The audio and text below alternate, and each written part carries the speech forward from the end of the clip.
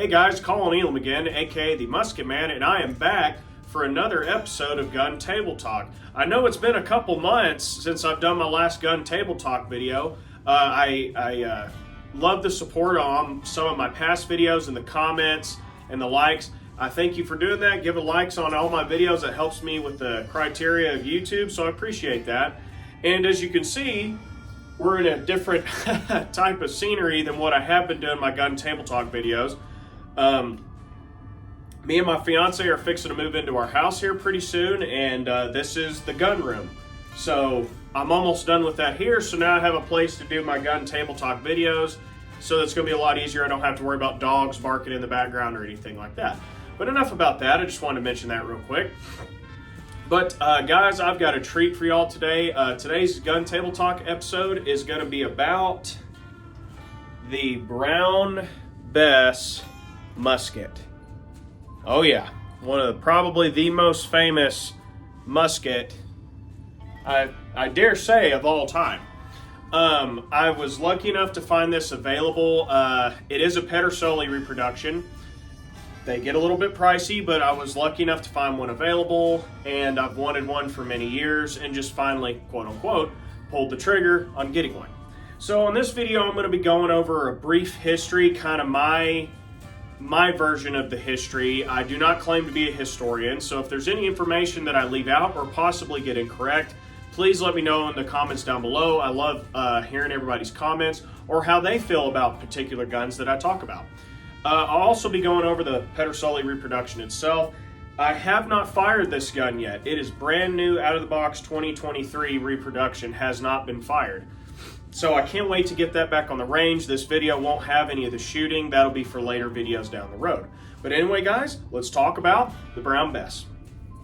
So anyway, guys, for a military standpoint, back in the day, probably in the 1670s, 1680s, most militaries would have been using matchlock muskets, which, if you don't know a lot about black powder weapons, the matchlock was basically something like this, but instead of it being a flintlock mechanism, it was a matchlock. So you had a burning match cord on basically what was called the serpent's head, I believe, and you had to constantly have it burn. You had exposed powder. You pulled a trigger or a lever, kind of like a crossbow of the day, lowered it, set off the priming powder, set off the gun. Well, those guns were incredibly hard to maintain. It took lots of training to make sure you didn't hurt yourself or others around you, because you've got a burning match cord and exposed powder around you. So you had to be very careful. There was other guns that came out, such as the wheel lock, which was an advancement to the matchlock. Problem was, the wheel lock had a lot of moving parts, a lot of parts in general. It had a spinning wheel that would hit, I guess, pyrite is what it was called, which would set off the charge in the pan and shoot the gun. Problem with this was they were very expensive to make, and if it broke, there was really nobody that knew how to fix them. Most gunsmiths or blacksmiths knew how to fix the matchlocks. So a wheel lock was very hard. The only people that could do it are expert gunsmiths and clocksmiths, believe it or not, because they had a lot of turning parts. They could fix it. So that was one thing, but that was an advancement. There was other variations that looked similar to the flintlock, like the dog lock came out later, which is, again, almost looks exactly like this, except the safety was in the back that you had to manually engage so you didn't accidentally shoot the gun. There was other variations of what looked like a flintlock. I forget, the name escapes me, but that's basically where it looks like this, but the pan was exposed. The frizzen was kind of its own part. So it worked, but not very practical. So the Brown Bess, when it came out, which was about 1704, I forget what battle it was first seen in, Belgium, I think. Don't quote me on that, that could be wrong. But it was about 1704. The Brown Bess was one of the first style of military guns to come on the scene that didn't require that much maintenance, like a burning match cord or pyrite, having to twist the wheel, and other guns, other variations as well. It was all done in the gun itself. The safety, firing, fixing your flint, shooting it, loading it, all that was the same, but now it could be all done on the one gun and way faster and require less training. Now, I'm sure there was other guns out there similar to the Brown Bess that were like that, but the Brown Bess was the one that truly kind of blew up and came on the scene, especially in Great Britain at the time for their small arms race, pretty much. They needed something like this. So there you go, quick over that, kind of where the Brown Bess started and where weapons were at this point. You heard me, 1704. That's a long time ago. So yes, flintlocks have technically been around before then, but really truly came out around that era. So after that, they quickly realized this was a weapon that we need to do.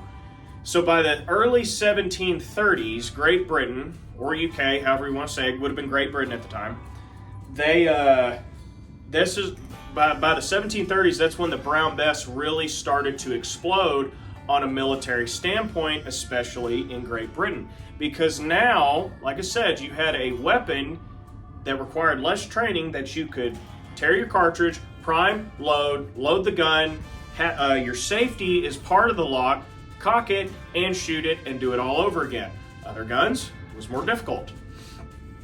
Now, there is speculation over the name Brown Bess. I've heard some say it was named after Queen Elizabeth of the time. Some say it's like a slur for a prostitute at the time.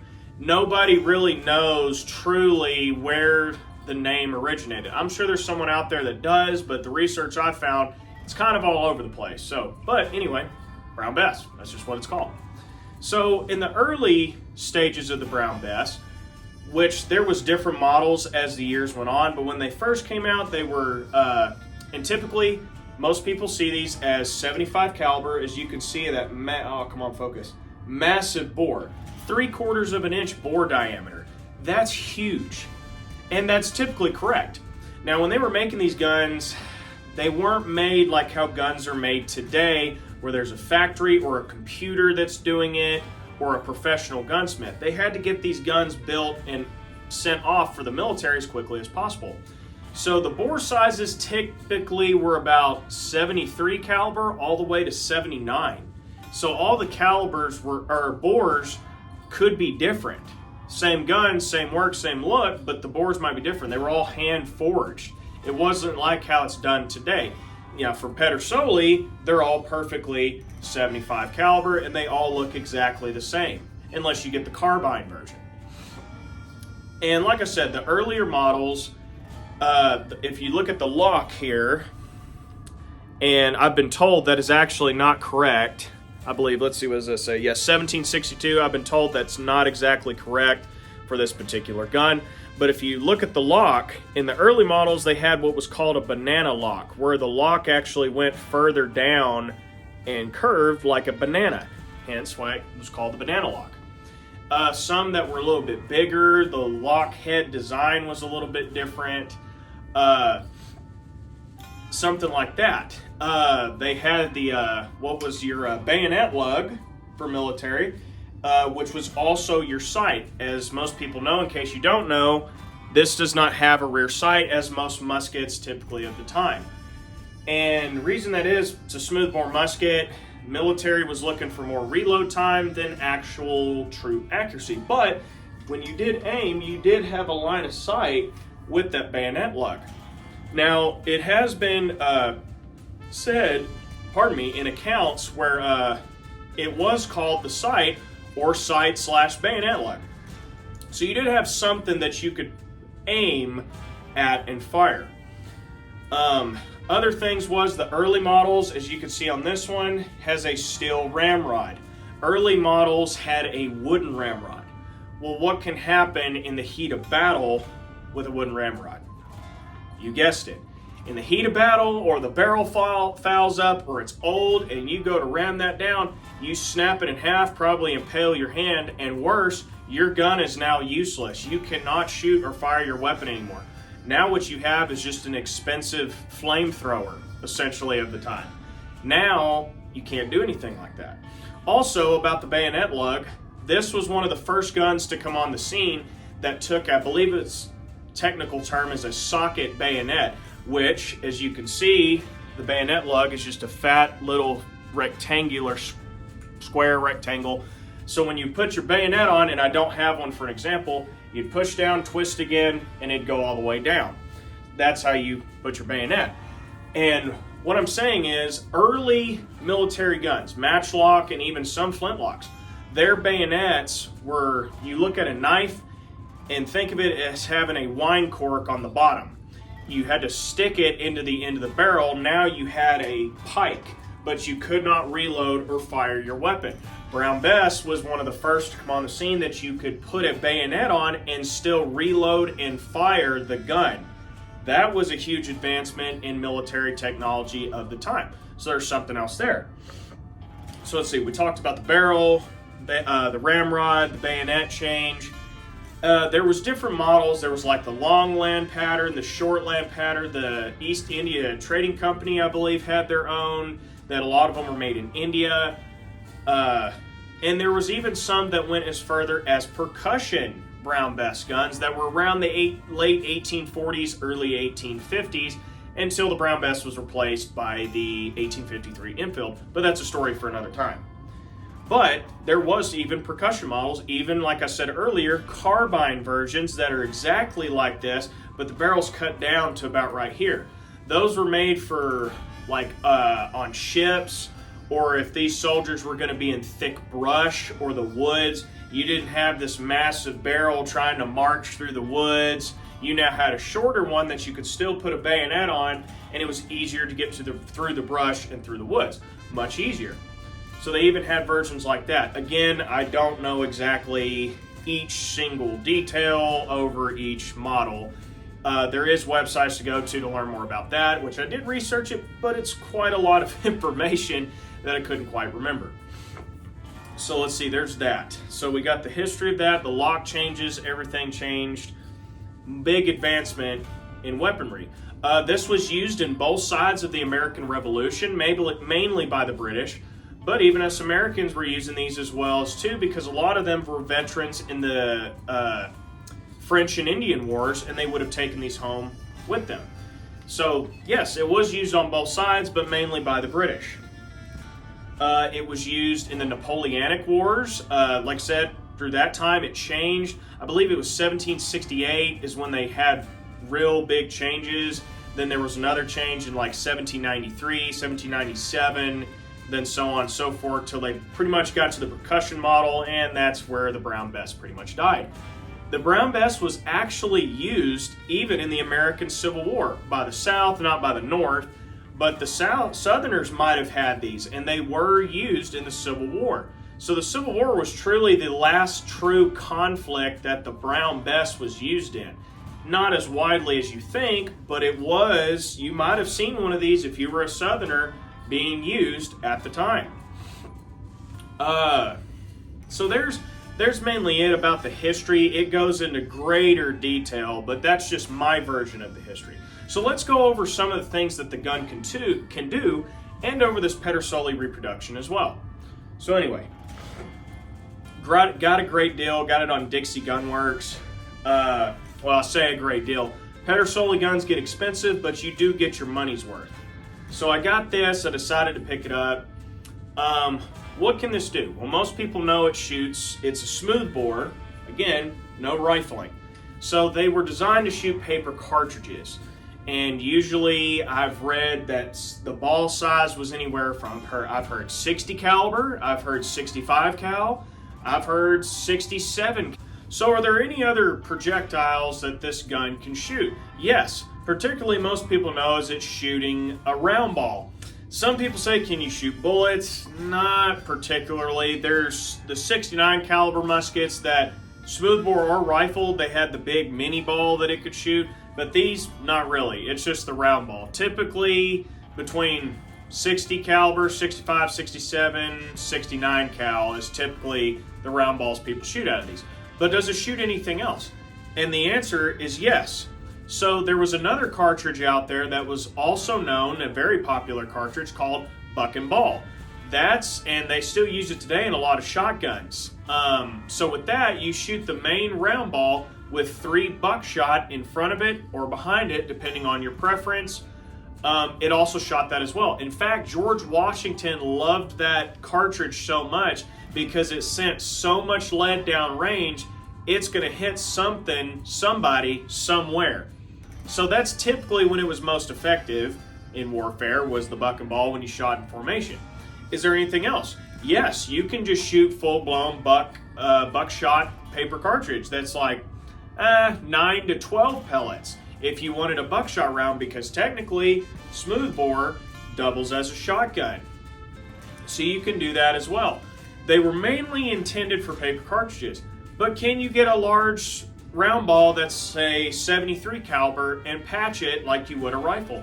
Absolutely you can. A lot of guys do that to get a little bit more accuracy out of these guns, to shoot maybe a little bit tighter grouping at 80 or 100. Yes, you can do that. Or some use toe between the ball to obtain better accuracy. That is also an option as well. Can you shoot birdshot through this? Yes, you can. In fact, it probably was common back then. If a guy brought this back home from war and he had to go hunt dove, quail, squirrel, jackrabbit, whatever, yes, they would have probably loaded it with shot. Why? Again, it doubles as a shotgun. They would load their shot, shoot small game for your stew pot or dinner or whatever. So yes, there's a lot that actually can be loaded and shot out of these guns. And that's what I love about these muskets. And there's other models as well, but this is a big old honking caliber, again, showing you huge, 75 caliber, 3/4 of an inch. Now when I say that, doesn't mean that's 3/4 of an inch round ball that's coming at you like I was describing. Smaller round ball, paper cartridge, had to do that to make faster reloading time. Now, people often wonder, and they always hear this, well, those guns were just horribly inaccurate, you couldn't do nothing with them. Yes and no. Like we discussed earlier with the different bore sizes that would have been possible, yes, that did hurt the accuracy of the gun. The quality of the time could have hurt your accuracy. The quality of the powder, which is not like how it is today, could have also hurt your accuracy. And when you're firing, they're firing back at you, there's smoke, guys are dropping around you, you go to take aim and boom, that also hurts your accuracy. So all that, especially back then, came into factor and did hurt the accuracy of these particular guns. Now, I've seen guys shoot these and obtain really good accuracy on man-sized targets at a decent distance. It's even said that a lot of soldiers were trained to aim at 80 yards. Well-trained soldier, you could probably hit a man-sized target even to 100. Past that, that's when it gets a little bit iffy because it's a big projectile and the lack of rifling comes in, and also it being a flintlock, there's that millisecond delay that can hurt you. So yeah, there was a bunch of factors that came into that when it came to shooting these guns that could hurt you or help you. Now, Pedersoli, all their bores are exactly 75 cal or pretty close, as close can be, and they're all almost the exact same. So all the parts are interchangeable. It's not like you buy one and only that part works for it. No, they're all interchangeable. And the quality is much better than what it was back in the day. So there is guys that have originals of a Brown Bess and they still shoot them. If they're in good enough shape, you can still shoot them. If you get one, have a gunsmith check it out to make sure everything's okay. What else was I going to talk about? Mentioning paper cartridges. If you're not into that, I highly recommend you get into making paper cartridges for these guns. It is so much fun. In fact, I just got a paper cartridge making kit, if you can see off camera over here. I just got one to make this. I just got to make the round balls to make my paper cartridges. If you've watched my 1757 Spanish musket videos, you know I have experience making the paper cartridges, and I can't wait to do it with this gun as well. Over Pedersoli, just in general, if you know about them, they are high quality. They're made in Italy. These are not cheap made guns. Like, time was put into this. Mostly the barrels are done by a machine, same as the stock. It's not like they have hundreds of professional gunsmiths making these guns. But as you can see, you know how it's just very pretty. The brass work, the stock, very pretty. The lock is gorgeous. Butt plate, I mean, they just did a fantastic job. When it comes to the brass hardware on the gun, or the brass furniture, the fitting is pretty decent on a lot of the parts. I would have to give it maybe a 9 out of 10 on how they did that. Not bad. There's some spots like right here you can feel it, but again, a lot of these are milled out by machine, and they gotta, the demand is high for these even now. A year ago it was even worse.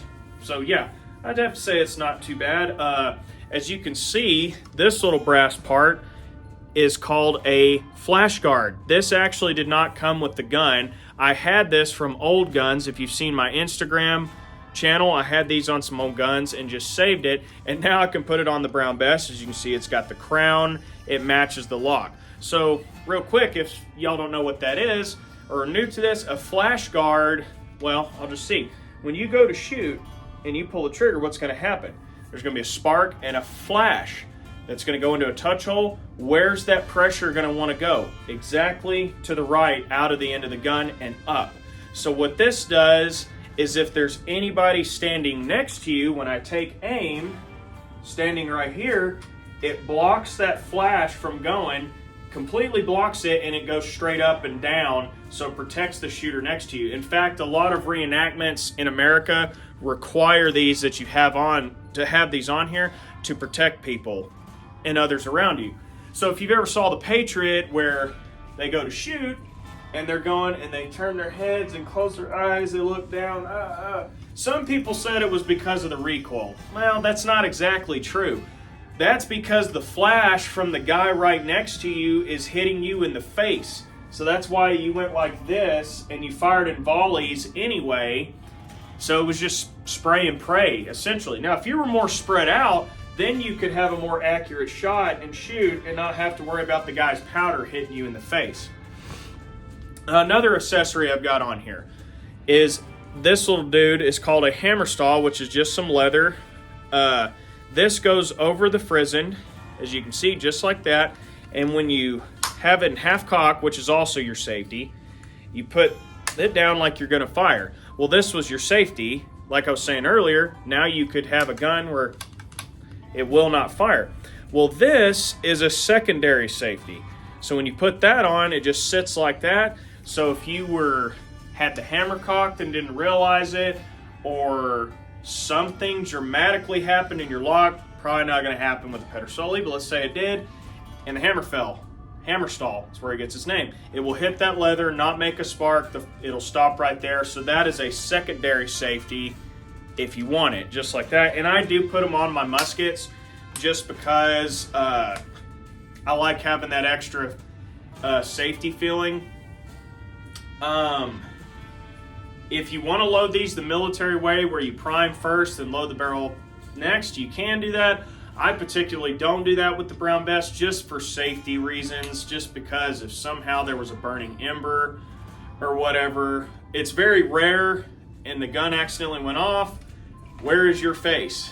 You might be okay, but you're going to get blasted in the face. It's going to hurt your eyes, or if you're loading it, it's going to hit your fingers.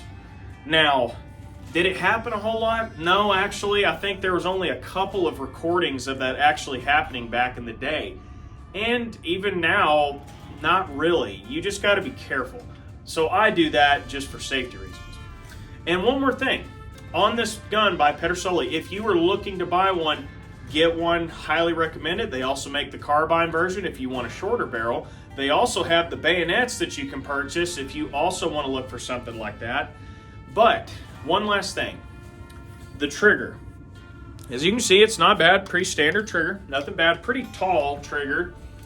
When you buy this, it has, I believe it says 13.5 or 14.5 pound trigger pull. Now wait, I know what you're thinking. You're going, well, screw that, I'm not gonna buy it then. If it's got that heavy a trigger pull, that's not gonna be no fun.